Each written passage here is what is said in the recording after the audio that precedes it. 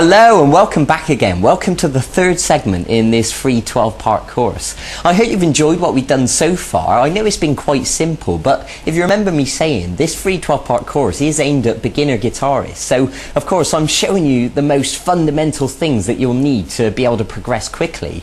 So I hope you've managed to practice tuning your guitar. I hope you've got an electric tuner by now. I hope you've practiced playing that little rock and roll riff that we learned a few days ago. And today I'm going to teach you how to play chords. Now, in case you don't know what chords are, it's when you hold more than one note down on the guitar at once and you strum all the strings, like this for example.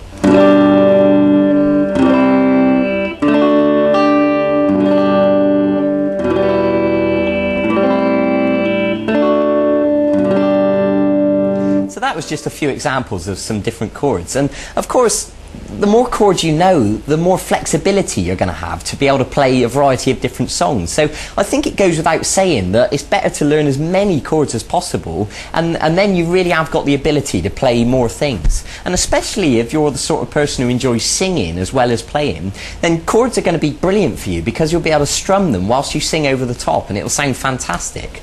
But I want to start today by showing you three chords to begin with. I'm going to show you an E, an A, and a D chord. And these three are what I consider to be the most useful, the most widely used chords. So once you know them, you'll find that they crop up in lots of songs. So it's important that you get to know them right from the start. And then of course, as we progress, you'll learn more and more chords and, you know, we can go from there. But let's start simple. So I want to begin by showing you the E chord. So if you take your first finger and put it onto the third string at fret 1, and then take your middle finger and put it onto the fifth string at fret 2. And then take your third finger and put it onto the fourth string at fret 2. Now, if you look at the chord box next to me, you'll see the diagram, you know, if you just need to clarify exactly where the notes go. Now, what I'm going to ask you to do is hold down with plenty of pressure and strum the strings. Now, ideally, all of those notes will sound nice and clear like that, but to be honest, I'd be surprised if you get it sounding perfect straight away. It'd be perfectly normal if it sounded more like this at first. Now, let me explain some common mistakes that people make when learning chords. What you need to do is make sure you're holding down with the tip of your finger with plenty of pressure, and you need to arch these fingers up, and the reason for that is because you want plenty of space underneath the fingers. What we don't want to happen is for the back of these fingers accidentally to touch the next string and obstruct the note. So when you pluck each of the strings with the plectrum, it should sound nice and clear like that.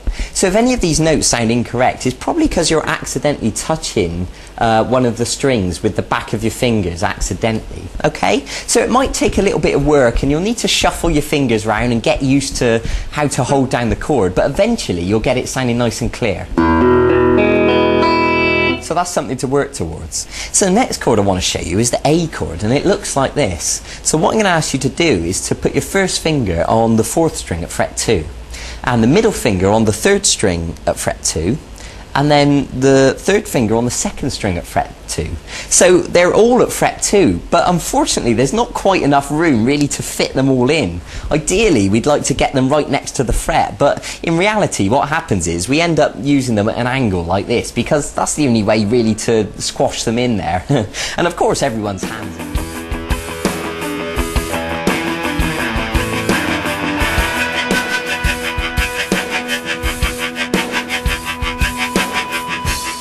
If you've got skinny little fingers, then you'll probably find it easier. So look at the chord chart next to me just to clarify what notes we're holding down. Now with the A chord, we're just going to use 5 strings. And what I mean by that is we're not going to pluck the 6th string, we're just going to pluck the 5th string downwards like this. Okay, now of course, like I said before, it would be unusual if you got it sounding perfect straight away. You know, what usually happens, the back of this finger on an A chord accidentally touches the first string. So what I want you to do is make sure that the first string is open correctly as it should be. And if it is, then brilliant. And just pluck those 5 strings again just to check it's okay. Okay, good. So now let's move on to the third chord I'm going to show you, which is the D chord. So if you put your first finger on the third string at fret 2, now listen carefully to this because some people get muddled up with this one. The middle finger goes onto the first string at fret 2, and then this third finger goes onto the second string at fret 3. Okay? Now the same thing applies, you know, arch these fingers up, hold down with plenty of pressure, and with the D chord we're just going to strum 4 strings. And what I mean is we're not going to pluck these 2 top strings. So 4, 3, 2, 1. Okay, so what I'd like you to do now is to stop the video and practice each one of these chords. The E chord with all the strings, the A chord with 5 strings, and the D chord with just 4 strings. And of course, with this video, you also downloaded a PDF document, and you can print that out, and it's got the diagrams there for you, so you can look at them next to you, so you don't have to keep rewinding the video. And practice them and get them sounding nice and clear. Now, there's something else I want to tell you. You may have noticed my thumb sort of kind of hanging around here over the top of the guitar, and there is a reason for this. When we're strumming the A chord, for example, we don't want the 6th string to accidentally make a noise. So what I'm doing is gently touching it just a little bit with the thumb, and that's enough just to mute the note, so it stops the 6th string from accidentally making a noise. And then when you strum all the 5 strings, then you know you're only just getting the correct notes that you want. So that's the reason for that. So what you can do once you've learned these chords is put them into a bit of a sequence. For example, you could play the A chord 4 times, and then you could play the D chord, back to the A, and then the E chord, and then you can do that again.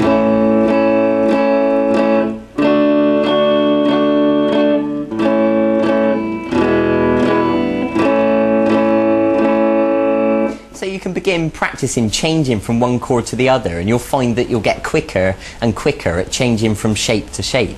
Good. So that is a brilliant place to begin with chords. So I suggest you go and practice that now. Go and get on with it. Get them sounding nice and smooth, nice and clean. Practice changing between the shapes, and I'll see you in a few days for the next segment of this e-course. And in the meantime, you can also go and look at the website and look at the archive, and you'll see all the songs that are there. And there's songs like Brown Eyed Girl by Van Morrison, which uses chords, or Oasis songs, or Jack Johnson, or a whole bunch of other stuff. So if you want to jump ahead of yourself a little bit, you can go and have a look and see if there's any songs you'd like to learn. That's fine by me. Okay, so go and get on with it. I'll see you then. Bye bye.